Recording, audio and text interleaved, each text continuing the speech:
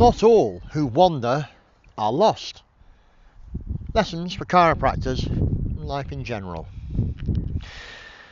Have you ever looked back at something in your past life and thought, I wish that hadn't happened, it was a mistake, a wrong decision, or a difficult chapter?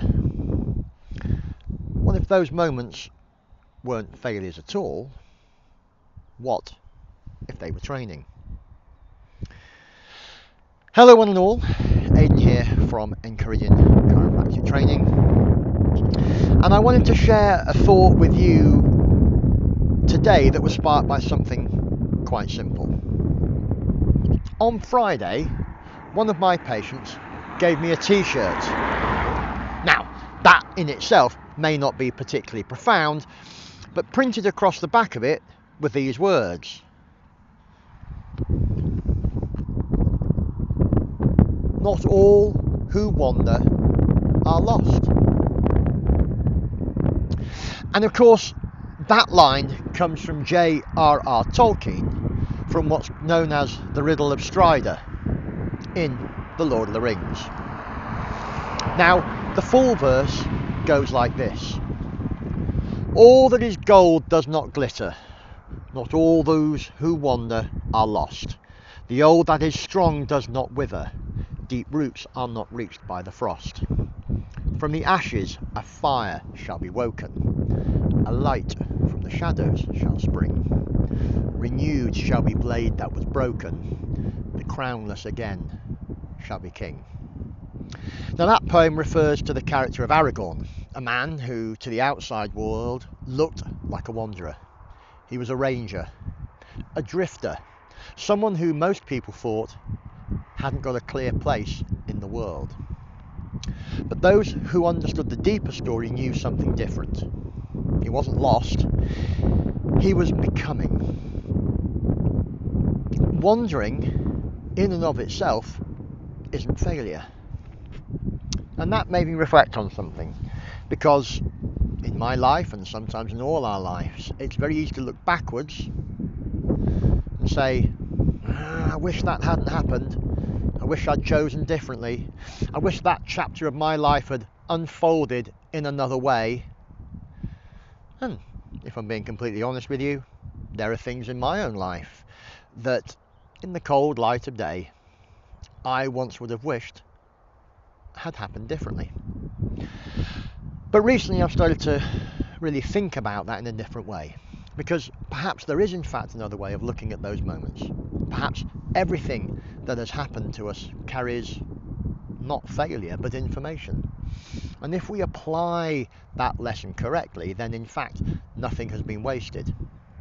And as someone who spends a fair bit of time around motorcycles and riders, that's something that we would often say it's the journey, not the destination. We know that a straight road might get you somewhere quickly, but ask any rider what they prefer, and they'll tell you straight away, we prefer corners to straight lines, because it's in the corners where the skill develops, where balance matters, where awareness and control really kicks in, where you learn to control yourself and the machine. And life, well, it's a bit like that as well. Sometimes the road ahead of you throws a curve, and when that happens, you've got two choices. You can panic, brake and try to sit the bike upright, or you can do what a good rider learns to do: throw your knee down, lean into it and ride the corner. Because when you're riding a motorcycle, the corners, well, they're not the problem. The corners are where the skill develops. The corners are where you learn balance. And very often, they are in fact the most beautiful part of the road. So maybe the same's true in life. Sometimes the twists and turns we didn't expect are exactly the ones that teach us how to ride through life. If you extract the lesson from an experience, then the experience was never a mistake.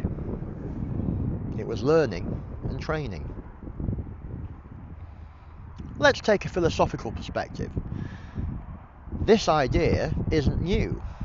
In fact, philosophers were discussing this thousands of years ago. And one of my favourites is Epictetus, whose little handbook, the Enchiridion, is actually where the name Enchiridion Chiropractic Training comes from.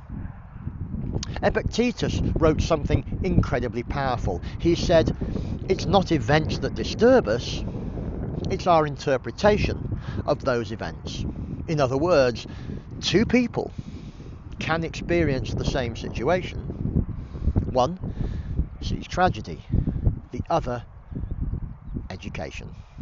So the difference therefore lies not in the situation, but in how we choose to interpret it. We need the language of feedback, and in chiropractic practice we deal with this constantly. A patient responds beautifully to an adjustment, brilliant, that's feedback. A patient doesn't respond the way we expected, but that's also feedback. Neither of those situations is a judgment of our worth as clinicians, as long as we've done our best with integrity. They are simply information. And if we're curious enough to examine that information carefully, we improve, we refine, and ultimately we grow. So every experience in practice is feedback. Some feedback feels good. Some feedback feels uncomfortable, but both are teachers. So we must need to reframe the past, so that when I reflect on certain moments in my own life that once felt frustrating or disappointing, I have now learnt to ask a different question. Instead of asking, why did that happen to me? I ask, what did that teach me? Did it teach me patience? Did it teach me humility? Did it teach me resilience? Did it show me that I needed to change maybe direction? Because once you extract the lesson from the experience, something very interesting happens. The event stops being something that happened to you and becomes something that can actually educate you. How does this relate to the chiropractor's journey? Well, this is especially relevant for chiropractors, because the journey of becoming a truly skilled practitioner is long. You will wander through techniques, you will explore different philosophies, you'll read books that constantly change your perspective and attend seminars that hopefully challenge what you thought you knew. You will of course meet patients who inspire you, and occasionally you very much will encounter cases that humble you. But if you remain curious, reflective, and committed to learning, then that wandering, that's not wasted, it's preparation. Mastery doesn't come from walking a straight line, it comes from wandering, learning, reflecting, and continuing forward. So let's discover the reason behind what we're being taught. And this is the thought I'd like to leave you with. Maybe everything that's happened in your life doesn't need some grand cosmic explanation. Maybe it's just simpler than that. Maybe the reason those things happened is that they gave you knowledge that you didn't have before. But that knowledge only becomes valuable when you apply it. The lesson is the treasure. So when J.R.R. Tolkien wrote, "Not all those who wander are lost," like that, perhaps we can reinterpret this slightly for ourselves. Sometimes wandering is exactly what prepares us for the role that we are meant to grow into. Not because the path was perfect, but because we were in fact willing to learn from it. And just like riding a motorbike, the goal isn't simply to reach the end of the road, It's also to become a better rider along the way. Life rarely gives us straight roads. It gives us bends, unexpected turns, and occasionally, especially around here, the odd pothole. But those bends are not there to stop us. They're to teach us how to ride. So if life throws you a curve, don't panic. Try not to fight it. Just do what a good rider does. Drop the knee, lean into it, and trust that the road continues on the other side. Because not all those who wander are lost.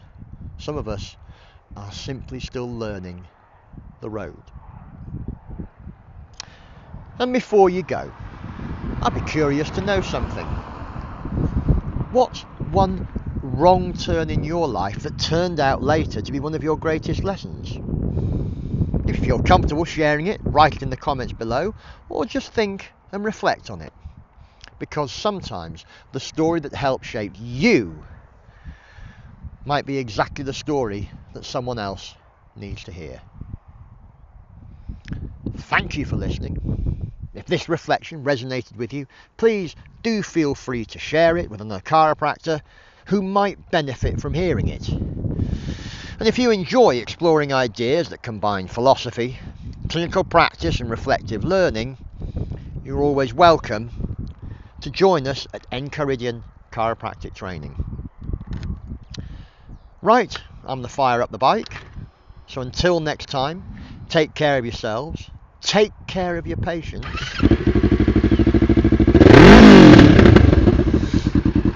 gentlemen, start your engines.